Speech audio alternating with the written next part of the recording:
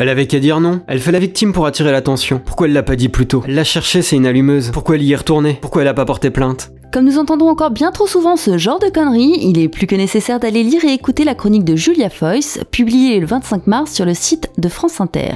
Et de serrer les dents, 66% des femmes qui portent plainte sont culpabilisées. Plus d'une femme sur deux a vu sa plainte refusée. 80% des plaintes pour violences conjugales sont classées sans suite, comme celle de 65% des femmes qui en sont mortes, comme celle récemment de Magali Blandin. Seulement 1% des viols commis en France débouchent sur une condamnation aux assises. Un mari violent signalé à la police, pourtant la Cour de cassation décrète un divorce au tort exclusif de la femme car elle ne voulait plus avoir de rapports sexuels. On en rajoute 20 pompiers adultes qui ont des rapports sexuels avec une jeune fille de 14 ans, suicidaire et sous médicaments, ne seront pas jugés pour viol mais seulement pour atteinte sexuelle car apparemment... On ne peut ni parler de contrainte morale ni établir un défaut de discernement. Mais si ce constat est glaçant, les choses avancent, au moins un tout petit peu. Et c'est une victoire juridique importante qu'a remporté Sandra Muller le 31 mars, comme nous le relate un article de France Info paru le jour même. Petit rappel des faits. En 2017, Sandra Muller, journaliste, tweet. Balance ton porc. Toi aussi raconte en donnant le nom et les détails un harcèlement sexuel que tu as connu dans ton boulot. Je vous attends. Le hashtag Balance ton porc qui a tant secoué la société française est né. La journaliste donne suite à son message en étant la première à dénoncer les actes de son patron. Mais le patron en question n'est pas content et la poursuit en justice pour diffamation. Voilà Sandra Muller, condamnée en 2019 à verser 15 000 € de dommages et intérêts à son harceleur.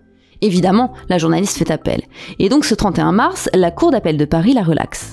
Même si Éric Brion a pu souffrir d'être le premier homme dénoncé sous le hashtag Balance ton porc, le bénéfice de la bonne foi doit être reconnu à Sandra Muller. Le tweet incriminé a été publié dans le cadre d'un débat d'intérêt général sur la libération de la parole des femmes, avec une base factuelle suffisante quant à la teneur des propos attribués à Éric Brion. Une décision courageuse et historique selon l'avocate Jade Doucelin. La cour d'appel dit aux victimes, à toutes celles qui ont parlé, à toutes celles qui ont dit la vérité, celles-là, la justice ne les condamnera pas. Dans une tribune écrite le 1er avril sur le Huffington Post, Sandra Muller revient sur ses 4 années de lutte, de doute, d'agression, d'abattement et de punacité salutaire pour toutes les femmes. Mais si sa récente victoire est réjouissante, la journaliste n'est pas naïve sur la réalité du sexisme en France. Je déplore que les micros soient grands ouverts aux agresseurs. Tu veux dire comme quand Libé publie en une la lettre d'un violeur le 8 mars, journée internationale des droits des femmes? On les laisse salir et attaquer encore les victimes. Un peu comme PPDA sur le plateau de Quotidien. Tu l'as vu l'émission? Partout, dans la presse, à la radio, à la télévision ou dans les livres. On en parle du bouquin de Matzneff, sorti en février? Il faut les ignorer et prendre en compte ce que la victime endure, faire appel au sens commun. Et puisqu'on parle de Sandra Muller et du hashtag Balance ton porc, souvenons-nous de l'émotion de tous ces hommes qui se sont sentis insultés par ces mots.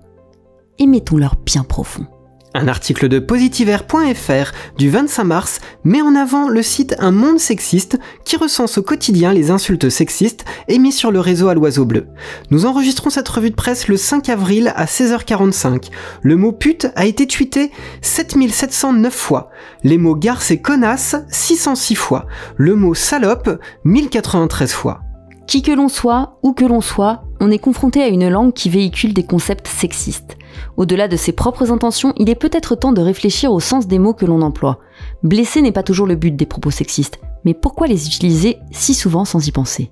Quitte à interroger le sexisme de notre jolie langue, revenons sur cette expression de sexisme ordinaire avec une tribune de Valérie Perruchot-Garcia parue le 1er avril sur Uzbek Erika. Parler de sexisme ordinaire, c'est déjà le banaliser, le minimiser, presque l'excuser.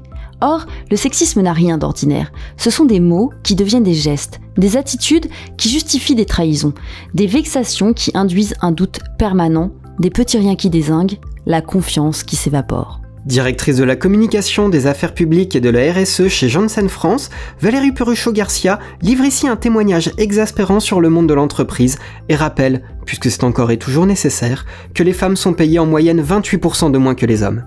Et bien sûr que ce chiffre est symptomatique du sexisme structurel puisqu'il touche à des sujets fondamentaux dans notre société capitaliste, la reconnaissance professionnelle et l'indépendance financière. Relayons à ce propos l'alarme de la Fondation des femmes qui a publié un rapport le 29 mars dernier concernant l'impact désastreux de la crise Covid sur la situation professionnelle des femmes.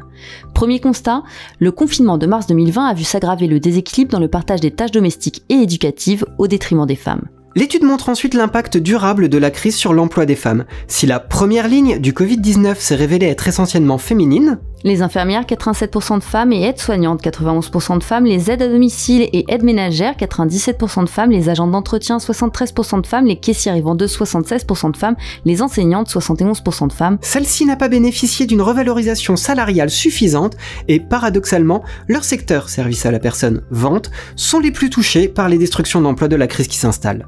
Alors citons Simone de Beauvoir. N'oubliez jamais qu'il suffira d'une crise politique, économique ou religieuse pour que les droits des femmes soient remis en question. Ces droits ne sont jamais acquis. Vous devrez rester vigilante votre vie durant. C'est bon, t'as terminé ou t'as encore des articles à sortir pour finir de m'énerver ? Oui, j'en ai un sur le documentaire de Marie Portolano et les accusations contre Pierre Ménès, 2 ou 3 sur l'interdiction de l'IVG aux États-Unis, en Pologne, au Brésil, au Honduras et ailleurs, et un article de Révolution Permanente sur le Sénat qui adopte un amendement contre les réunions en non-mixité. Non mais les gens sont fous, moi j'en peux plus en fait. Donc on va couper et puis on va aller boire des bières maintenant. C'est-à-dire que les bars sont fermés, Coralie. Pas les bars, Non. Pourquoi ? Donnez-moi un bar.